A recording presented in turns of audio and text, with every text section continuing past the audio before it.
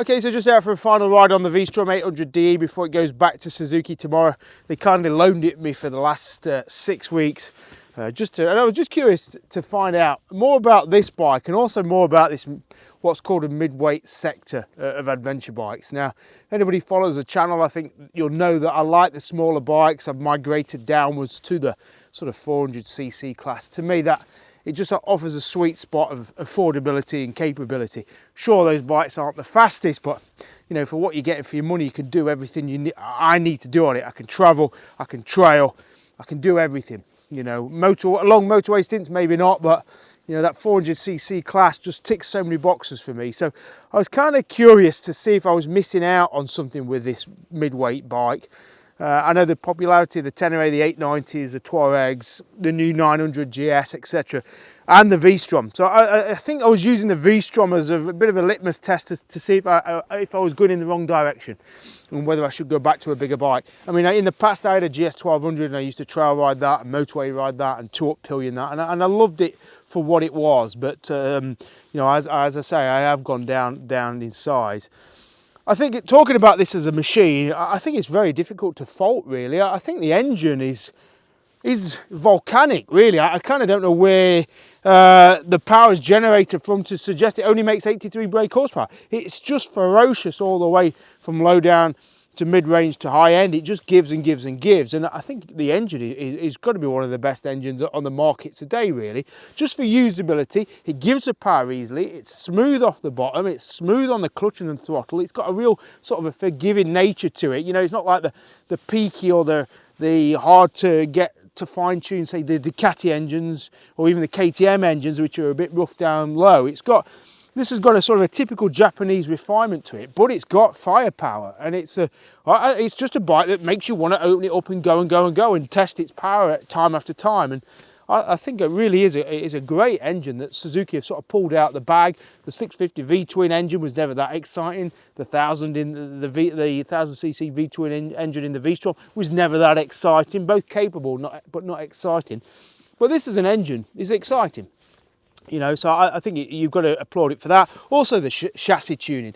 I've just been doing these back rows along here, and the chassis will take everything the engine throws at it. The chassis is never saying back off, back off, back off. It's saying give me more, I can deal with this. And it's quite revelatory for any class of bikes, really, to be on the back roads that are as choppy as they are around here, to have a chassis that works so well hand in hand with the engine. So I think as a performance package, if we're going to call an adventure bike a performance bike, as a spirited back road or cross-country bike, I think this has got to be up there with all the rest in the class. I know obviously sit them side by side, you start to find the nuances of one and the ways in which one's slightly better than the other, but it's very hard in abstract to pick fault with the way this covers ground. It's just a great bike for riding progressively. On the motorways, I found it's not got the cockpit area and the screen, so you do get some wind buffeting. The RE version is going to help that a little bit. And then I've obviously picked out the other things like the lack of tubeless spokes, which would put me off using it as a touring bike, and the weight of it would put me off using it as a trail bike. So I find it's in that middle cross-country type of bike experience where this works best. What's it? Why would I buy one? And I think that's where I'm struggling. Why would I buy any bikes in this class? Because for the money you've got to pay for them, for the fuel economy you get, for the speed in which you're starting to cover ground and the risks that come with that, I don't think there's a gain for me to go up from the smaller bikes to this. It's exciting, I enjoyed it, but would I want to go down to the Stella Alpina on this rather than the new Himalayan or the CF Moto 450 MT or a Vos 300? No, I don't think I would, because yes, it'd go faster down the motorway, but it would be harder to ride on the trails. It would be less forgiving on the trails, and if I dropped it, it would be harder to pick up. It'd be more expensive. It'd be more expensive in fuel economy. It'd be twice as expensive to buy. So I do look at this midsection class and go, well, who is it for, really? Like, what benefit does it offer? Because other than power, I can't see it. I mean, the big GT adventure bikes such as the GSs and the KTM 1290s, I can see what they achieve. They're big, fast motorway mile munchers, which are also capable on the back roads. They serve a great purpose for torque riding, great. The cheaper bikes, the lower capacity adventure bikes, they serve a purpose for people who want maximum adventure for minimum outlay. They serve a purpose. But this midsection of bikes, maybe it's not for me. Maybe it's been a good insight to say that as capable as they are, as great as they are, in a UK environment perhaps, and this is where maybe the UK is different, or the different nationalities or geographical locations are different in what makes a bike work or not.